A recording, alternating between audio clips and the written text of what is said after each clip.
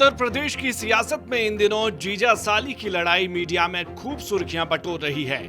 दोनों में जुबानी जंग ऐसी चल रही है कि दोनों खुले मंच से एक दूसरे को चुनौती दे रहे हैं। जीजा साली के बीच दुश्मनी इस लेवल की है कि भाषा की मर्यादा तक भूल चुके हैं। हम बात कर रहे हैं प्रदेश के तकनीकी शिक्षा मंत्री आशीष पटेल और उनकी साली सिराथू से सपा विधायक पल्लवी पटेल की।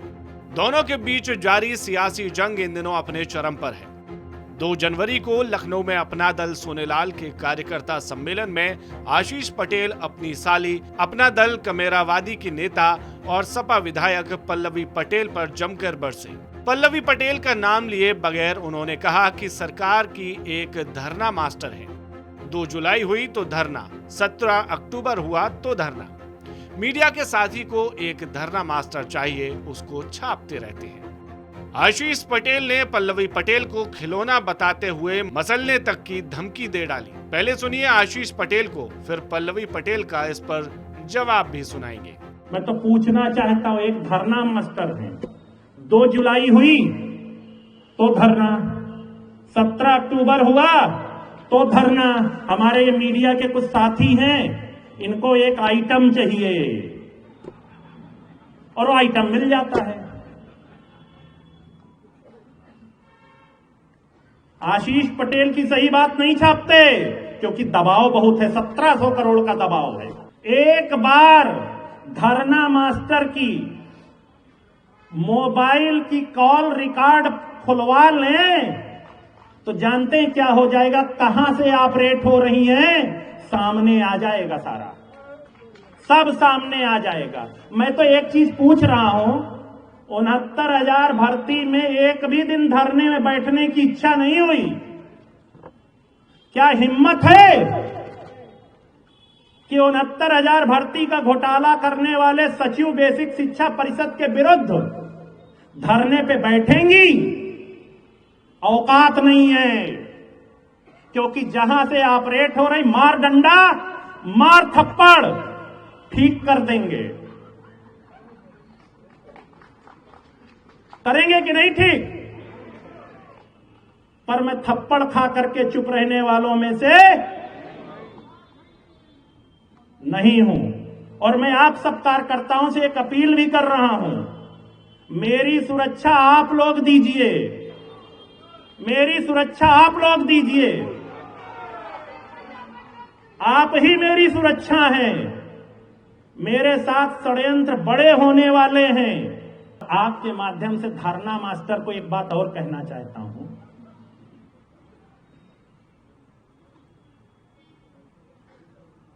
वो बड़ा परेशान है कि बीजेपी कैसे ज्वाइन कर ले। ये रास्ता बन रहा है। मैं तो सिर्फ इतना कहूंगा ना कि जो चैनल आपने इस्तेमाल किया है वो चैनल गलत है।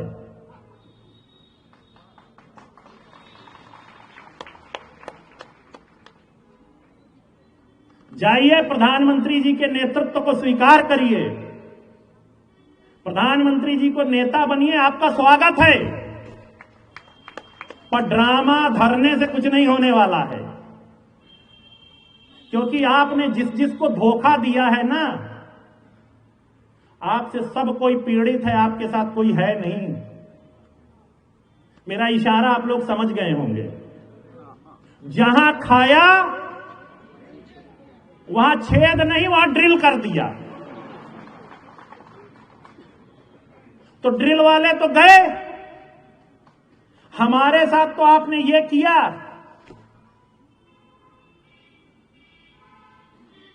कि मेरी तो कुछ है ही नहीं है, हमारी नेता की संपत्ति आप ले गई।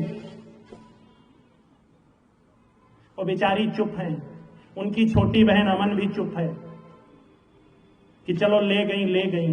लेकिन अब आप धरना करके ड्रामा भी कर रही तो आपका पोल तो खोलना ही पड़ेगा।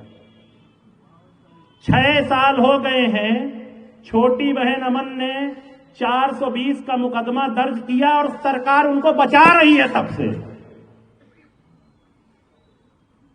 तब आप समझ गए होंगे कि धरना मास्टर कहां से ऑपरेट हो रही हैं। कुछ और बताने की जरूरत है क्यों भाई? 6 साल में एक केंद्रीय मंत्री और उनकी सगी बहन ने एक कंप्लेंट किया है, आज तक उसमें एक तो सड़ा हुआ आदमी भी उस पे कुछ काम हो जाता है। एक केंद्रीय मंत्री के शिकायत पर आज तक 2 लाइन जांच नहीं हुई। ये है हमारी,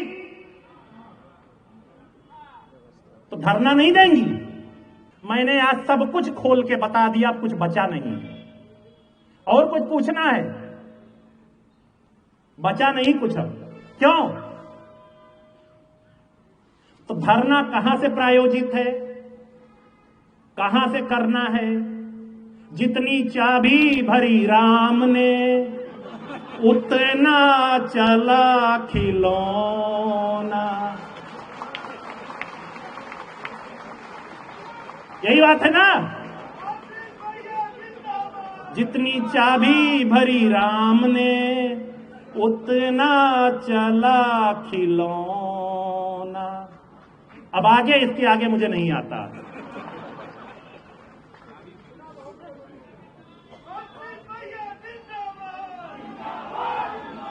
पर सुने, खिलौनों से हम लोग डरते नहीं हैं। खिलौनों को ना मसल दिया जाता है। उत्तर प्रदेश के तकनीकी शिक्षा मंत्री और केंद्रीय मंत्री अनुप्रिया पटेल के पति आशीष पटेल के इन जुबानी हमलों पर पल्लवी पटेल ने भी करारा जवाब दिया है। पल्लवी पटेल ने कहा कि आशीष पटेल ने निर्लज्जता की पराकाष्ठा पार कर दी है। पिता की तस्वीर के नीचे उन्हीं की बेटी की बेइज्जती कर रहे हैं, दलाली कर रहे हैं। यह चोर उचक्का सरदार पटेल के पीछे जाकर छुपेगा, वहां से भी भगा दिया जाएगा। सरकारी पैसे की लूट हुई है, जो भी बातें कही गई हैं वह निराधार है। देखिए, निर्लज्जता की पराकाष्ठा है एक पिता की तस्वीर के नीचे बेटी का अपमान, मेरे बाप के नाम को इस्तेमाल करके, मेरे बाप की जिंदगी भर की जो तपस्या थी उनके नाम की दलाली करके आज वो इस मुकाम तक पहुंचे। मेरे पिताजी की जो तपस्या थी पूरी जिंदगी भर की, कमेरा आंदोलन, अपना दल, उसको टुकड़ों टुकड़ों में विभाजित कर दिया, उसको बेचने का काम कर दिया, और आज कह रहे हैं सरदार पटेल का वंशज हूं।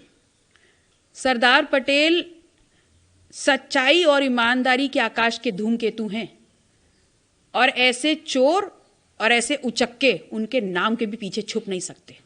इस बात का तो कोई क्लू कहीं से भी नहीं है कि मेरा कंट्रोल कौन कर रहा है, लेकिन ये जरूर कहूंगी कि नोएडा के स्क्रिप्ट राइटर जो उनके लिए स्क्रिप्ट लिख रहे हैं ना, उनकी बुद्धि पर मुझे दया आ रही है कि वो घोड़े की रेस में गधे पर दांव क्यों लगा रहे हैं। देखिए, अगर वो स्वतः बोल रहे हैं कि उनके नेता माननीय मोदी जी हैं, तो माननीय मोदी जी तो स्वयं भी कहते हैं ना कि भ्रष्टाचार के खिलाफ 0 टॉलरेंस की नीति है। तो ये जो भ्रष्टाचार मैंने उजागर किया है, ये क्या उनके 0 टॉलरेंस पर काला धब्बा नहीं है? तो जांच के आदेश देना माननीय मोदी जी। अच्छा, वो ये कहना चाह रहे हैं कि वो इतने अबोध हैं कि किसी ने हाथ पकड़ के वो डॉक्यूमेंट पे उनके दस्तखत करा लिए, जबरन उनको सही गलत को सही करने को कह दिया। अगर इतने अबोध हैं तो फिर तो श्योर तरीके से जांच होनी चाहिए, और जांच हो तो जिस हाथ ने गलत किया है उस हाथ को काट देना चाहिए।